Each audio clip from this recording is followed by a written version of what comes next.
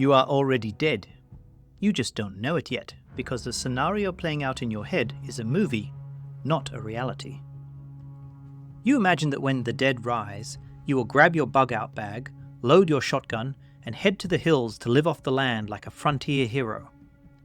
You believe the biggest threat is the teeth of the infected.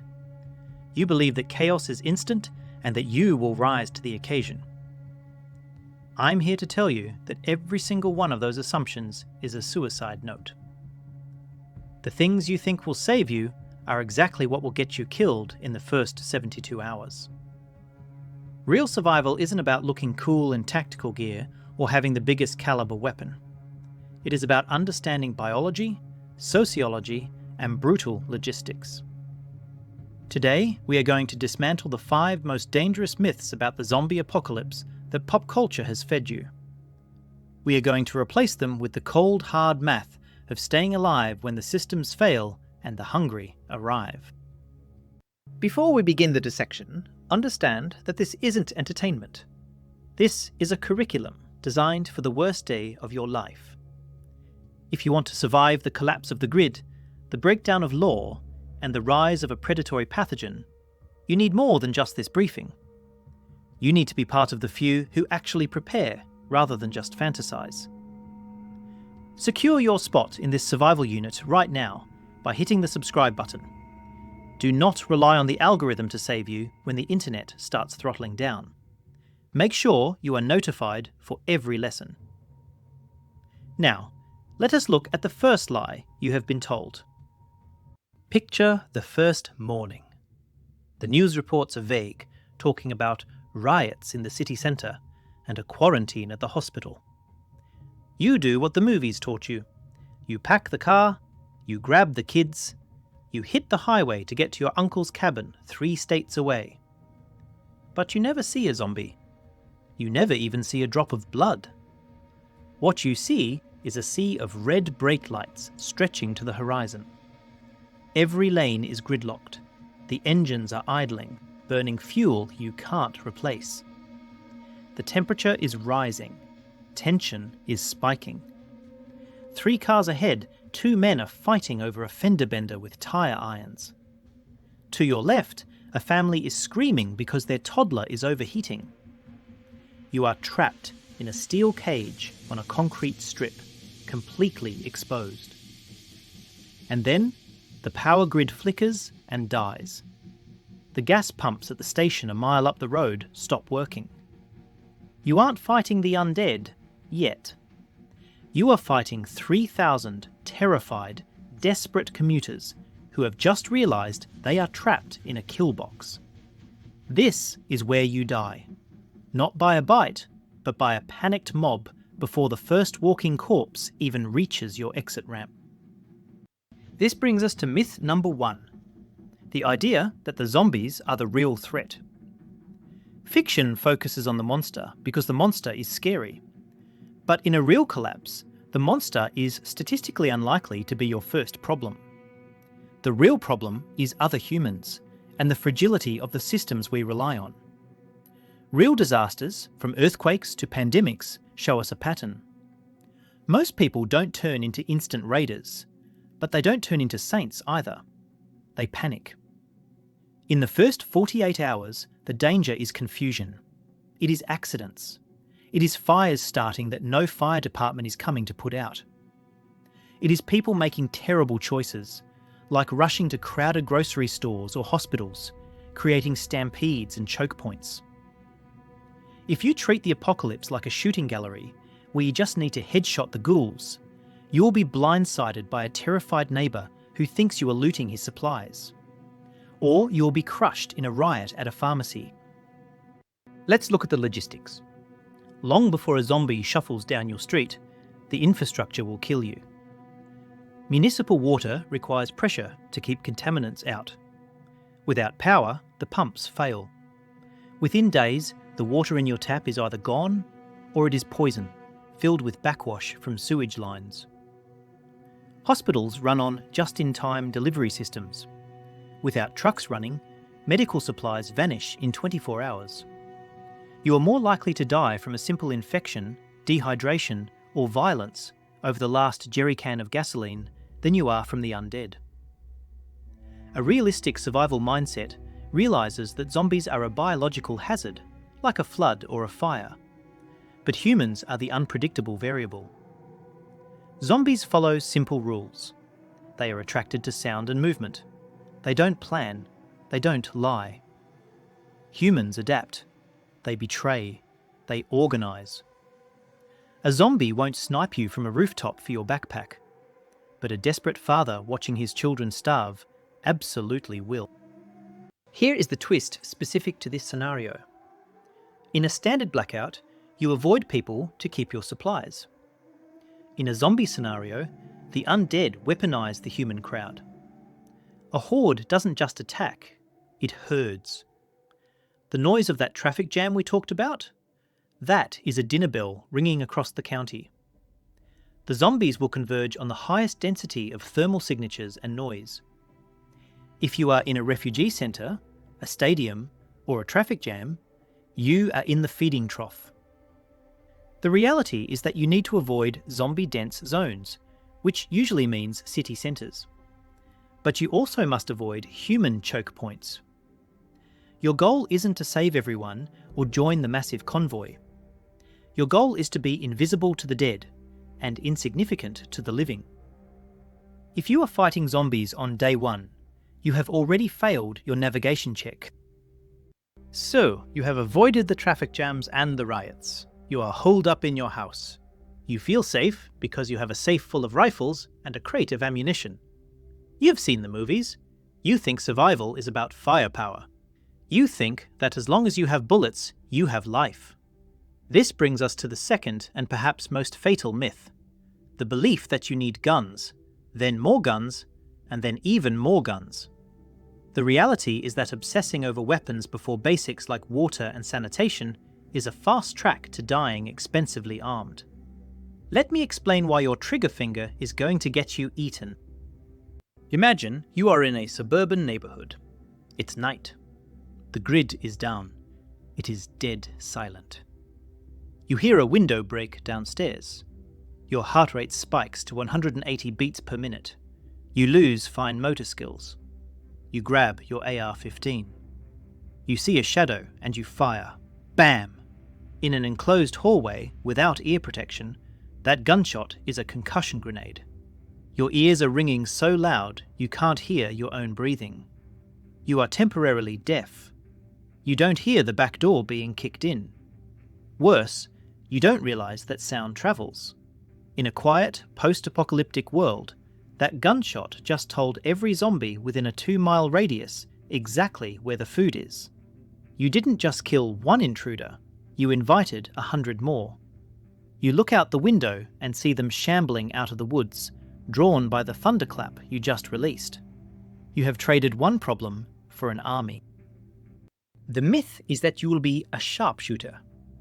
The reality is that shooting a moving target in the head under extreme adrenaline stress while tired and dehydrated is nearly impossible for the average person. Most people are not trained for combat.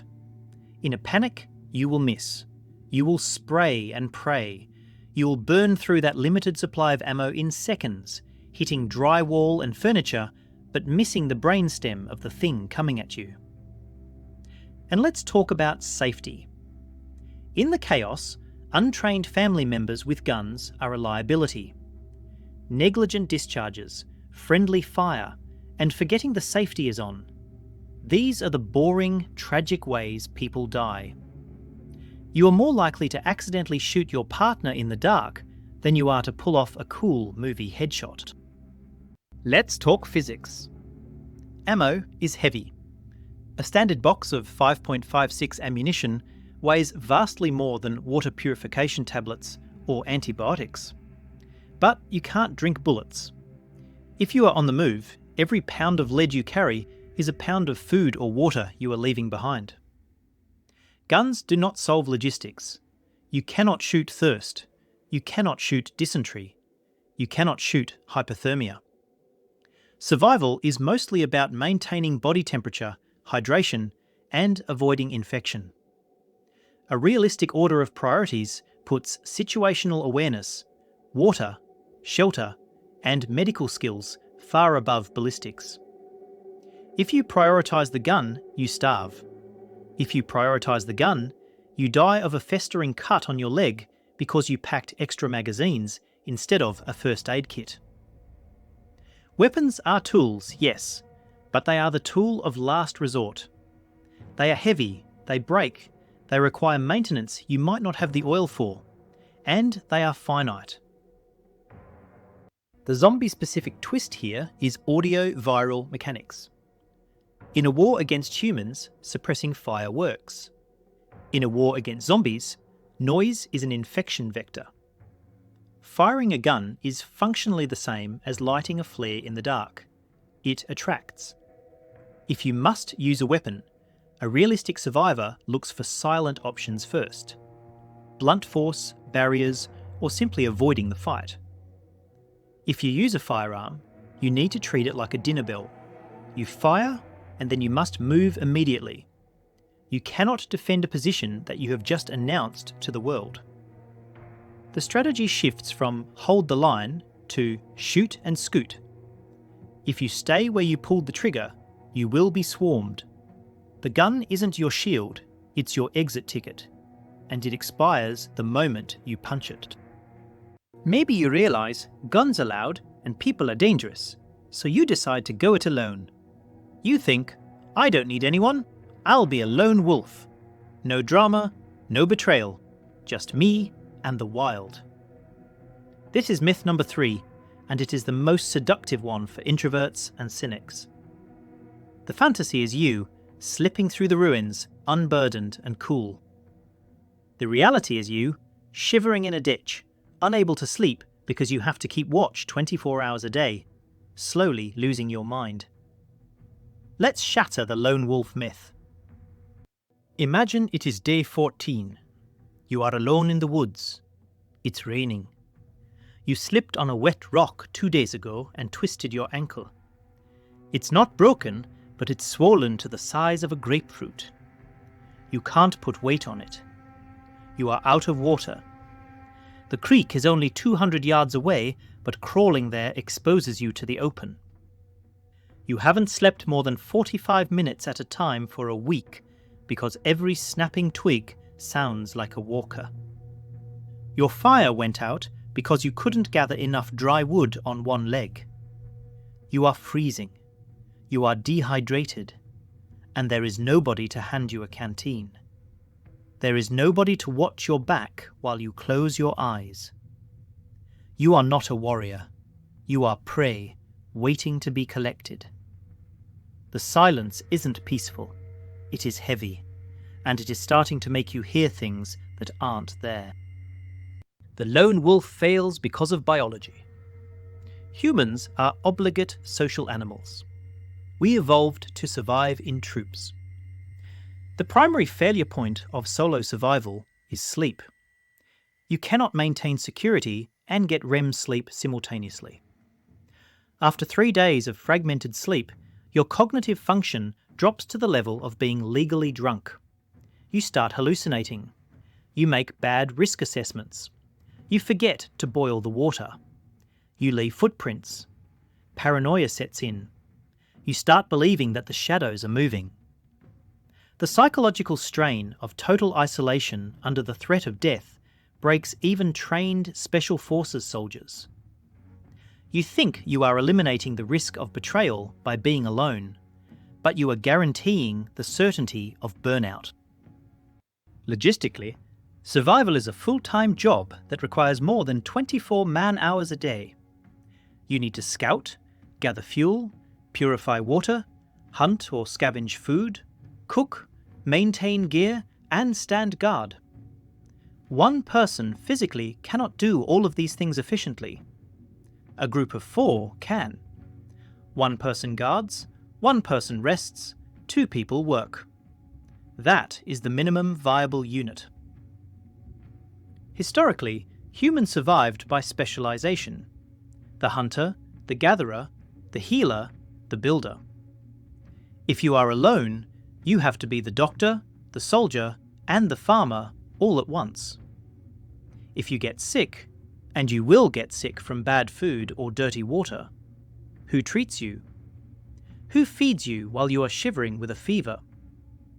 If the answer is nobody, then the answer is you die. The calorie cost of doing everything yourself is unsustainable. You will burn more energy gathering food than the food provides. Here is the zombie twist. In this world, a single bite or scratch is a death sentence. That means you need 360-degree security. You literally do not have eyes in the back of your head. A lone wolf can be stalked. A lone wolf can be flanked. Zombies are persistent hunters. They will follow a scent trail for miles. If you are alone, you can never deeply rest. Furthermore, consider the injury factor. If you get a deep cut on your back or your right arm, can you stitch it yourself? Can you properly clean a wound on your own shoulder blade? Infection is the second biggest killer next to the zombies themselves. You need a buddy not just for company, but to be your mechanic, your doctor, and your second pair of eyes. The person who cooperates with a few trusted others has infinitely better odds than the strong, silent hero who dies of a preventable infection in a hollow log. Let's assume you have a group. You have a plan. You have supplies. Now comes the fourth myth, the one that crushes the spirit. Myth number 4. The apocalypse will be a short, intense event that you just need to ride out. You think it's a storm. You think the army will roll in, or the zombies will rot away in a month, and you can go back to watching TV. You are preparing for a sprint, but you are entered in a marathon that has no finish line. Real disasters are long, uneven, and boringly awful. Let's talk about the slow grind. Fast forward 6 months. The initial panic is long gone. The fires have burned out, the screaming has stopped. Now it is just grey, cold, and quiet. You have eaten the last of your canned peaches weeks ago. You have lost 30 pounds. Your gums are bleeding from scurvy. You spend your days staring at a wall, waiting for a relief truck that never comes. The zombies are still there, leaner, faster, desiccated but moving. The novelty of survival has worn off. Now it is just the drudgery of boiling water, checking traps, and shivering. You aren't fighting a war, you are fighting entropy. The roof is leaking, the solar batteries are dead, your boots are wearing through. This isn't an action movie anymore, it's a pioneer tragedy. You realise that there is no after. This is just now. The failure here is psychological and logistical.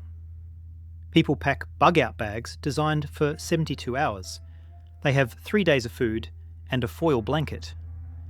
They have no plan for day 4, let alone day 400.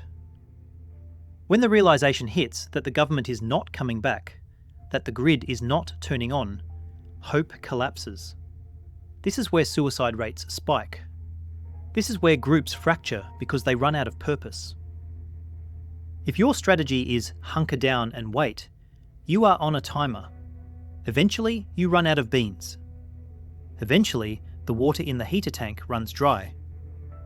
Without a plan for renewable resources, gardening, water collection, scavenging routes, you are just slowly starving in a closet.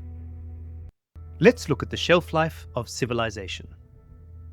Gasoline degrades. Without stabilizers, fuel starts to go bad in 6 to 12 months. That generator you are banking on? It's a paperweight by year 2. Modern medicine expires. Insulin, antibiotics, heart medication, they lose potency. The scavengeable calories in a city are finite. Once the grocery stores are picked clean, you are competing with rats and roaches for crumbs. A realistic survival plan thinks in phases. Phase 1 is immediate survival. Phase 2 is adaptation. Phase 3 is rebuilding. You need to transition from a consumer mindset to a producer mindset. You cannot just scavenge forever. You eventually have to create. You need to know how to fix a shoe, how to grow a calorie-dense crop, how to sanitize waste without plumbing. The slow grind kills more people through malnutrition and chronic illness than the initial outbreak ever could. The zombie twist on the long timeline is migration. Zombies don't just stand still. They migrate with noise and, theoretically, with seasons. A zone that was safe in the summer might be overrun in the winter as herds move. Or, as the cities empty of food, meaning people, the undead will fan out into the countryside. The threat evolves. You might face a massive herd passing through your territory a year after you thought you were safe. Furthermore, the lack of pest control means other vectors rise. Rats, fleas, ticks. Bubonic plague and typhus could return. You are living in a biological war zone. You have to accept that normal is gone. You aren't waiting for the world to come back. You are building a new one from scrap. This leads us to the final myth, the one that is most personal. Myth number 5. You believe that when the time comes, you will rise to the occasion. You think that adrenaline will turn you into a hero. You think you'll be decisive, brave, and effective. You look in the mirror and see a protagonist. But science tells us something very different. In a crisis, you don't rise to the occasion, you sink to the level of your training. And if your training is 0, you sink to the bottom. It is the moment of truth. A loved one has been bitten. They are turning. They are snarling, eyes clouding over, reaching for you. In your fantasy, you do what needs to be done. You end it. In reality, you freeze. Your brain refuses to process the visual data. That is your mother. That is your child. Denial floods your system. You try to talk to them. You try to reason with a virus. Your hands are shaking so bad you drop your weapon. You can't breathe. The cortisol in your blood shuts down your prefrontal cortex, the logic center, and leaves you with the lizard brain. You don't fight. You don't run. You just stand there, paralyzed by horror, until teeth meet flesh. You didn't become a hero. You became a statistic, because you assumed that good intentions were a substitute for muscle memory. Stress reveals habits. It does not invent new ones. Under threat, humans fall back on established responses.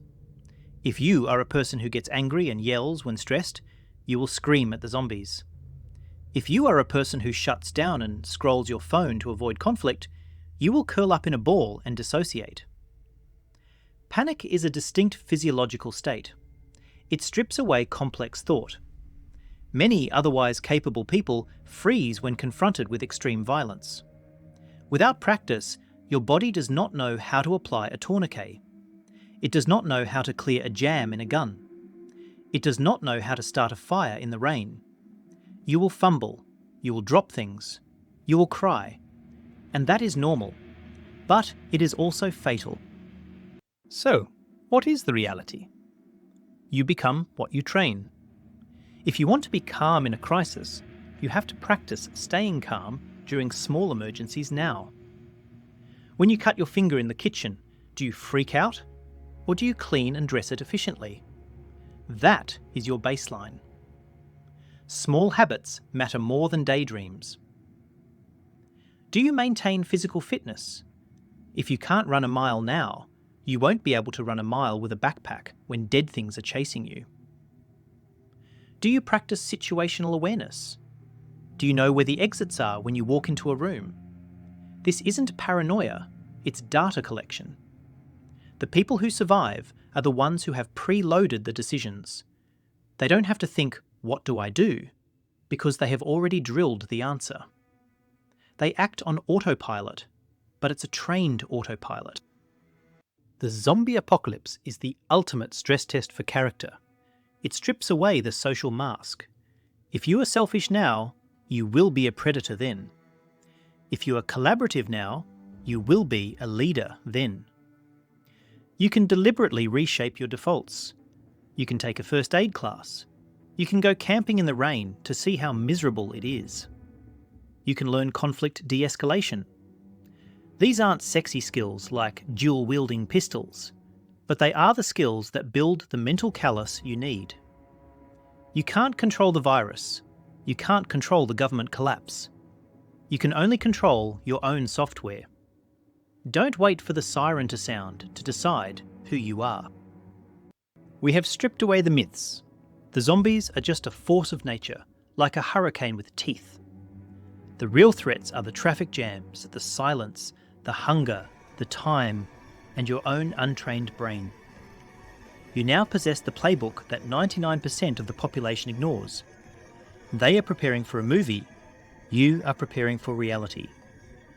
But knowing isn't doing. The gap between understanding these myths and surviving them is action.